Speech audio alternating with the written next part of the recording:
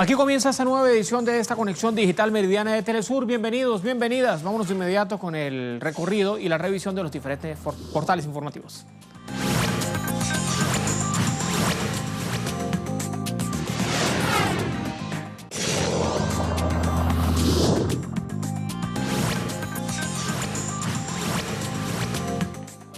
Vámonos de inmediato con las noticias. La presión de las calles obligó a que el fiscal general de Perú se retractara en la separación de los fiscales que investigan el caso de corrupción Lavallato. Pese a haber anunciado sus remociones, el fiscal general de Perú, Pedro Chávarri, volvió a colocar en sus cargos a los fiscales Rafael Vela y José Pérez, ambos integrantes de este equipo de investigaciones del caso Lavallato, una decisión tomada a 2 días de que ambos fuesen destituidos de sus cargos. Y ante este hecho, el presidente de la República, Martín Vizcarra, llevó personalmente al Congreso de la República un proyecto de ley para declarar en emergencia al Ministerio Público y así destituir al cuestionado fiscal general de la Nación, Pedro Chávarri. Vámonos de inmediato con los detalles. ¿Cómo es que están titulando algunos medios informativos, algunos portales? Comenzamos con El País de España. Titular: el caso Odebrecht pone contra las cuerdas al fiscal general de Perú. Las secuelas del caso Odebrecht no dan tregua al Perú. El arranque de 2019 ha sido especialmente convulso y ha puesto ya en entredicho al controvertido fiscal general Pedro Chávarri, después de apartar a los fiscales que desde octubre anterior han puesto en jaque a importantes políticos que son además investigados por posibles vínculos con la constructora brasileña, y de los que 2 magistrados propuestos para reemplazar les rechazaron el puesto. Chávarri así ha dado marcha atrás en su decisión. Portal peruano, Perú 21, vamos a ver el titular. Avanzamos, aparece en pantalla. Presión obligó a Pedro Chávarri a reponer a fiscales Vela y Pérez. Los acontecimientos que se daban hace un día en el plano político y también en el plano judicial debieron terminar en la renuncia del fiscal general de la Nación, Pedro Chávarri. Así tiene ese medio de comunicación e información. Pero pese al pedido abrumador de casi todo el país hasta el cierre de la edición, aún esto no se concretaba. Su situación empezaba así a complicarse apenas al iniciarse el día de ayer los fiscales Frank Almanza y Marcial Paucar, quienes un día antes habían sido presentados por el propio Chávarri como los reemplazantes de Rafael Vela y José Domingo Pérez en el equipo especial del caso Lavallato, se arrepintieron y declinaron a sus nombramientos. Hay más informaciones, vámonos de inmediato con algunos puntos resaltantes de que se pueda aprobar, en caso que se pueda aprobar el proyecto de ley que presentaba Martín Vizcarra al Congreso de la República hace un día. Mucha atención, si se aprueba este proyecto, el Ministerio Público pasa a manos de una junta transitoria de fiscales para llevar a cabo así la reorganización de la institución, y tendría como primera función escoger entre sus integrantes al nuevo fiscal general de la Nación, que sería además un cargo transitorio. El proyecto de ley establece que la Fiscalía Suprema de Control Interno y los respectivos órganos competentes llevarán a cabo evaluaciones e investigaciones preventivas a todos los fiscales supremos, titulares y también provisionales. Declarar en emergencia al Ministerio Público hasta que la Junta Nacional de Justicia resuelva la situación de los fiscales supremos titulares suspendidos en medio de esta ley. Durante el plazo que dure la emergencia al Ministerio Público, se suspende el ejercicio de las funciones del fiscal general de la Nación. Los fiscales supremos adjuntos titulares que asuman la Junta Transitoria de Fiscales Supremos no pueden haber sido sancionados con faltas graves, no contar con procesos penales abiertos con relación al ejercicio de sus funciones ante el Congreso de la República y no tener conflictos de intereses de cualquier índole que puedan además afectar el ejercicio de sus funciones. Más detalles, Jaime Herreres en directo.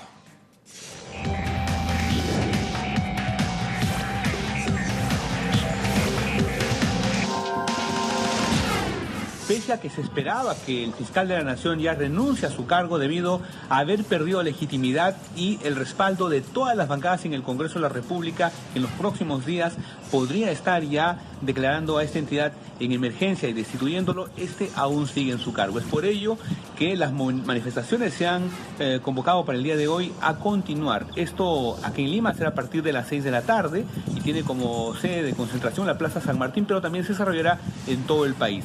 Los temas de reclamo, repetimos, de que se separe el fiscal de la Nación, Pedro Chávarri, de su cargo, pero que además se declare en emergencia y haga una reingeniería total en el sistema de justicia. Nosotros estaremos informando. Jaime Herrera, corresponsal de Telesur en Lima. Me quedo en redes sociales. Los usuarios de Twitter, por ejemplo, y de las diferentes plataformas digitales no dejan de expresarse por este tema. Algunas publicaciones en Twitter: Gino Costa, Chávarri retrocede y ratifica en el cargo a Abela Barba y Pérez Gómez. Lo logramos. Ahora falta que Chávarri se vaya. Viva el Perú, y mire la etiqueta que acompaña esta publicación de Gino Costa: fuera Chávarri. Otra publicación: avanzamos, Pamela Sandoval, mis decisiones siempre serán transparentes. Esto es una cita del fiscal general de la Nación, Chávarri. Y ve usted además una caricatura de Nocturno: mis decisiones siempre serán transparentes. Y mire usted el ejemplo, le coloca además un ejemplo que funciona como una cortina de humo según las denuncias que circulan en redes sociales. Miren, por ejemplo, el año nuevo, pero luego la atención vuelve sobre el escenario político y judicial de la República del Perú, y de ello la publicación a la que hace referencia Pamela Sandoval. Hay más publicaciones. Karen Alejandra: lo siento, no puedo con esto, fuera Chávarri. Y publica además diferentes imágenes que circulan en redes sociales, la categoría académica de diferentes actores políticos, judiciales en la República del Perú, uno de ellos Chávarri, y ve usted la denominación y el calificativo que le da a este usuario en redes sociales. Publicación que hace Karen Alejandra.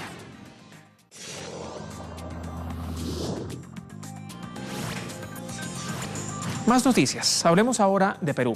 El recién investido presidente, hablemos ahora de Brasil. El recién investido presidente de la República Federativa de Brasil, Jair Bolsonaro, en los 2 primeros días de mandato ya dictó medidas que son bastante polémicas y que sobre todo generan preocupación a la población del gigante suramericano. ¿De qué hablamos? Bueno, revisemos portal de la casa, www.telesurtv.net, titular destacado: estas son las primeras medidas de Bolsonaro como presidente de Brasil. En su primer día como presidente, Jair Bolsonaro firmó una serie de decretos que establecen, entre otras, la fijación del salario mínimo por debajo de lo pautado por el Congreso y la exclusión de la población LGBTI de las políticas de derechos humanos. Recién llegado al Palacio de Planalto, que es la sede de gobierno en Brasilia, el mandatario integrante de la ultraderecha decidió la reducción del salario mínimo a 998 reales, lo que supone ser cerca de $257.5, un monto inferior a los 1.006 reales que estaban contemplados en el presupuesto para 2019, calculados además en base a la inflación y la tasa de crecimiento del año anterior.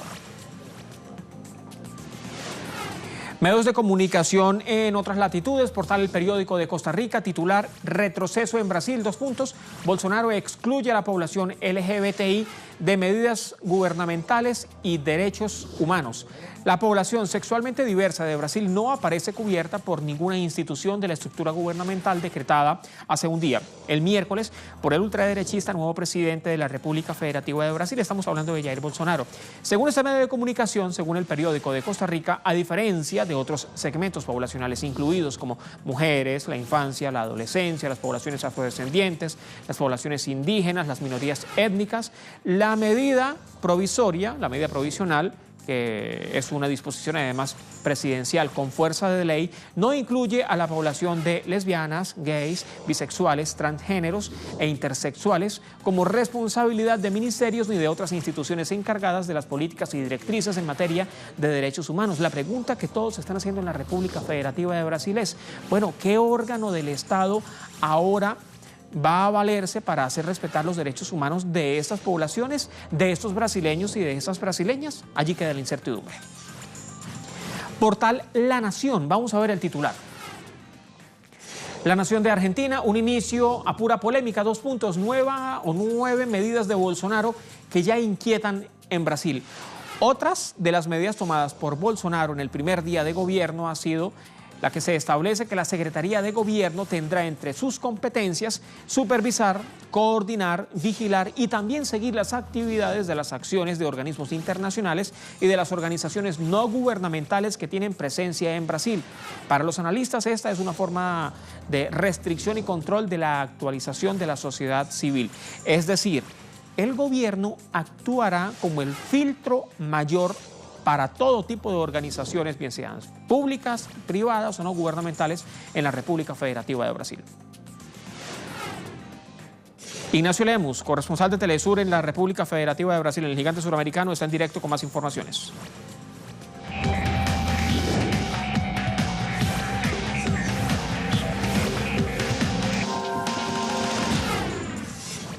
Saludos. El Partido de los Trabajadores presentó una nota con 17 denuncias frente a las primeras medidas que han sido tomadas por el gobierno de Jair Bolsonaro, que asumió el 1 de enero. Fueron 24 horas en las que se han registrado, en primer lugar, ataques contra los periodistas, señalaba el Partido de los Trabajadores, que sufrieron las condiciones que impuso el gobierno de Jair Bolsonaro durante su asunción, durante la cobertura de los periodistas, tanto locales como internacionales, que no tuvieron acceso a agua y baños durante la cobertura.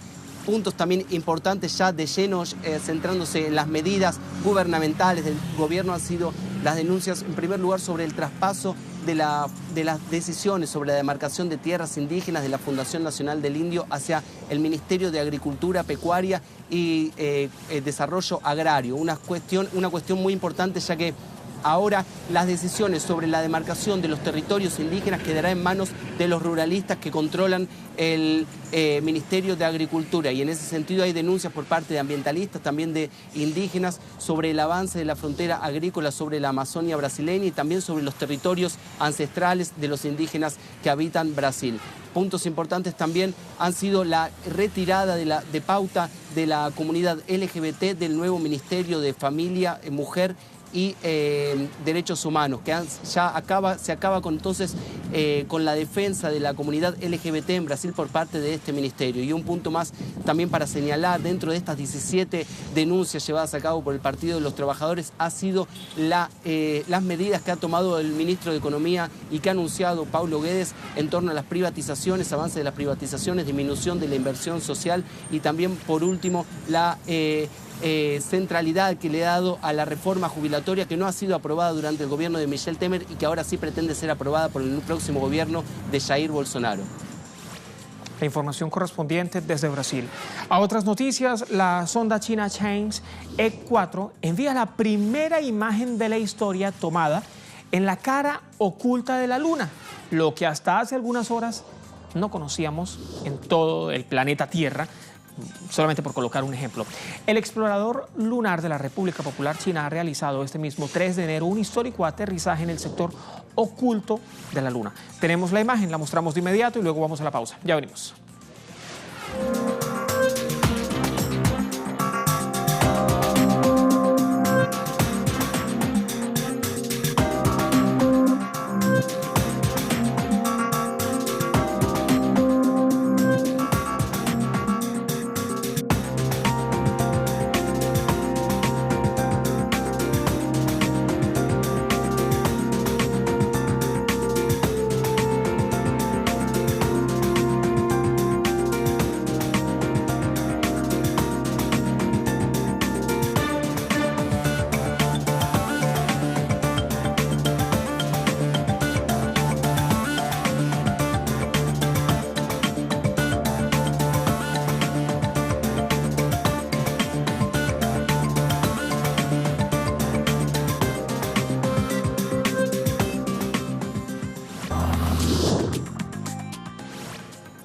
También estamos en www.telesurtv.net, allí muchas más informaciones. Mucha atención, un tribunal español anunció este mismo jueves, a primeras horas para nuestro continente, que mantendrá la libertad provisional a los 5 integrantes de la banda La Manada. Estamos hablando de José Ángel Prenda, Ángel Boza, Jesús Escudero, Antonio Manuel Guerrero y Alfonso Jesús Cabezuelo. Todos estos están condenados desde abril anterior, desde abril del 2017, a 9 años de cárcel, 9 años de prisión, luego de abusar sexualmente de una joven de 18 años en las fiestas de los Sanfermines. Esto es en Pamplona, también en España.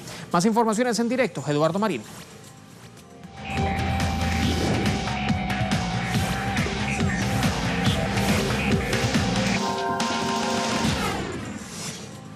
Saludos desde Madrid. Los 5 miembros de la manada continuarán en libertad provisional. Así lo ha decidido la Audiencia de Navarra, la comunidad autónoma donde se produjeron los hechos de abuso sexual por el que fueron condenados estos 5 jóvenes por haber cometido ese abuso sexual contra una chica de 18 años durante las fiestas de San Fermines en el año 2016. 2 magistrados han votado a favor de que continúen en libertad provisional. Sin embargo, el presidente de la sala votó en contra, pero la mayoría de esos 2 magistrados hacen que estos 5 jóvenes continúen este proceso judicial en libertad provisional. La Fiscalía y las acusaciones habían pedido su ingreso en prisión el pasado 7 de diciembre, tan solo 2 días después de que el Tribunal Superior de Justicia de Navarra decidiera confirmar los 9 años de prisión por el que fueron condenados estos 5 jóvenes, por lo tanto confirmara también la categoría de los delitos de abuso sexual y no de agresión sexual como pedía la Fiscalía y las acusaciones. Los 2 magistrados que han votado a favor de que continúen en libertad provisional dicen que no han cambiado las circunstancias provisionales, las circunstancias personales, laborales y familiares de los 5 condenados y que por lo tanto no hay riesgo de reiteración delictiva y tampoco de fuga y que por lo tanto deben continuar este proceso judicial en libertad provisional. Por lo tanto, este proceso tiene previsto llegar hasta el Tribunal Supremo, hasta donde llegarán los recursos. Entonces, la defensa pedirá previsiblemente la absolución de los 5 condenados. Sin embargo, la Fiscalía y las acusaciones pedirán que se eleve la categoría de delitos de abuso hasta agresión sexual, lo que aumentaría la condena en más años de prisión para los condenados. Y esa precisamente es una de las peticiones de miles de integrantes de organismos sociales y defensores de derechos humanos. Revisemos Prensa Digital, el Diario de Navarra. Vamos a ver el titular porque refiere al abogado de la víctima, a la defensa. El abogado de la víctima ve desacertado el auto que mantiene en libertad a la manada. El abogado de la víctima, Carlos Bacaicoa, ha reconocido que no le sorprendía para nada la decisión de la sección segunda de la Audiencia Provisional de Navarra, puesto que, según ha dicho, sabían que había 2 votos que estaban clarísimamente decantados. El abogado, que también ha comentado que todavía no había tenido ocasión de hablar con la víctima, ha dicho que están estudiando recurrir en súplica este auto ante la sala que ha dictado la sentencia, por lo que no hay que ser adivino para saber cuál será la resolución. ¿Qué dicen los usuarios de redes sociales? Ya sabemos que en las calles hay muchas reacciones sobre todo de rechazo, pero en las redes sociales pasa lo mismo. Julia asegura, cada vez que se aprueba algo en favor de la manada, nos matáis un poquito más, publica Julia. Los 5 miembros de la manada seguirán en libertad. Fotografía de estos 5 personajes, esos integrantes de este caso conocido en España y en el planeta entero como la manada, que tiene que ver con la prensa, tiene que ver además con la justicia española. Desde el 2016 ya prácticamente va a cumplir este caso 3 años y ve usted, seguirán entonces en libertad provisional. Otra publicación, avanzamos, revisamos redes sociales. Publicaciones que hacen los usuarios de esas plataformas. Diego Morán en Twitter: la justicia española da a la manada la libertad que no es capaz de garantizar a las mujeres, publica Diego Morán en Twitter. Otra publicación, avanzamos, más plataformas digitales, vamos a revisarlas de inmediato, rápidamente pasamos a Instagram. Fotografía de estos 5 jóvenes conocidos como la manada. Beatriz MG202, ¿hasta cuándo vamos a facilitar la vida a esos energúmenos? El miedo debe cambiar de bando de una vez por todas. Una publicación bastante directa, bastante fuerte que se hace en redes sociales. Hay que tener en cuenta que Telesur no se hace responsable por las publicaciones en redes sociales que hacen los diferentes usuarios de estas plataformas con diferente caso, con cualquier caso correspondiente a cual sea la noticia. Solamente mostramos las reacciones que tienen que ver, muchas de ellas en rechazo, otras en apoyo, dependiendo cuál sea el tema informativo que estemos tratando. Otra publicación, avanzamos rápidamente, revisemos, se nos acaba el tiempo. Esta publicación la hace Brevan Wen. ¿Y la justicia dónde está? ¿Quién se la llevó? La pregunta. Nosotras sí que somos una manada de mujeres sedientas de justicia.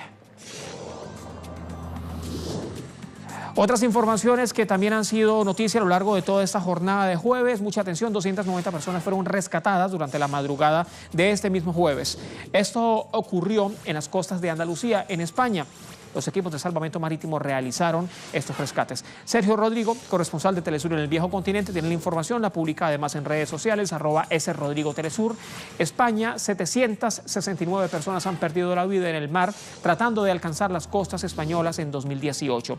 Un 344%, vea el nivel de incremento, 344% más que en todo 2017, cuando se contabilizaron 223 muertes de migrantes, según las últimas cifras que fueron publicadas por la Agencia de Naciones Unidas para la Migración.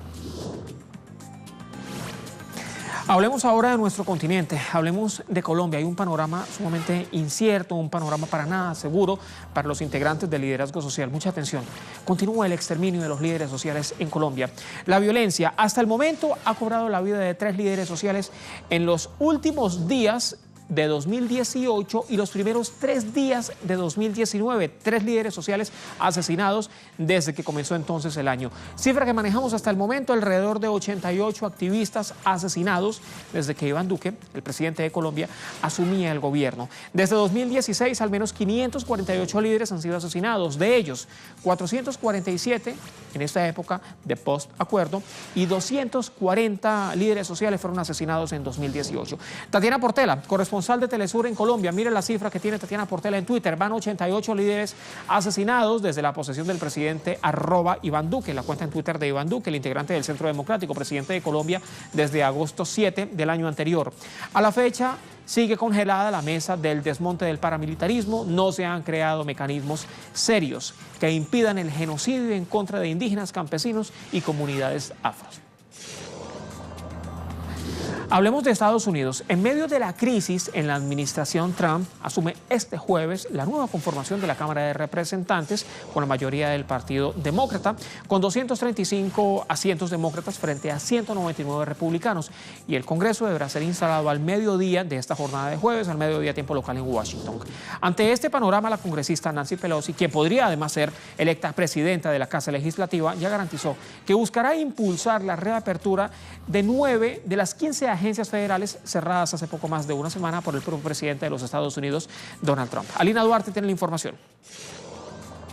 El día de hoy se instaura el Congreso número 116 de los Estados Unidos y son los rostros, sobre todo de mujeres, los que llaman la atención. Se trata de mujeres musulmanas, latinas, indígenas, afroestadounidenses, miembros de la comunidad LGBT, que llegaron luego de ser electas el pasado 6 de noviembre y hoy estarán juramentando en el Congreso. La nueva división de los partidos en la Cámara de Representantes será de 235 demócratas y 199 republicanos, y una carrera del Congreso en Carolina del Norte aún no está resuelta, mientras en el Senado habrá 53 republicanos y 47 demócratas, un total que incluye a 2 independientes que se encuentran con la bancada demócrata. El primer gran reto es abrir el gobierno, que se encuentra paralizado desde el pasado 22 de diciembre. La bancada demócrata ha dicho que presentará proyectos de presupuesto para dotar de financiamiento a la mayoría de las agencias hoy paralizadas. Sin embargo, no será así con el Departamento de Seguridad Nacional, el cual buscarán discutirlo hasta el mes de febrero, el cual incluye la seguridad fronteriza, que es el gran punto de disenso entre ambas bancadas, recordando que el presidente Donald Trump ha pedido más de $5,000 millones para el muro fronterizo. Dentro de los grandes retos que tiene también este Congreso será confirmar las nominaciones al menos del nuevo secretario de Defensa, también del embajador de Estados Unidos ante la ONU, del nuevo fiscal general, en donde Donald Trump ha postulado a William Barr, un opositor al trabajo del fiscal especial Robert Mueller. Y también, no menos importante, es la ratificación del Tratado México, Estados Unidos y Canadá. Esto en un marco en donde comienzan ya las nuevas candidaturas para presentarse a la presidencia, a las elecciones presidenciales del 2020. Alina, gracias. En todo caso, vamos a ver qué ocurre durante los próximos días. Revisemos de inmediato lo más recomendado de nuestra casa periodística, lo más recomendado de Telesur. Atención a la fecha, una conmemoración, 3 de enero, era 1833. Las fuerzas británicas ocuparon las Islas Malvinas Argentinas. A pesar de los reclamos diplomáticos y las protestas ante diferentes organismos internacionales, aún no hay respuesta para la devolución de territorio a la Argentina, a esta nación suramericana. Y esto precisamente es lo más recomendado de Telesur.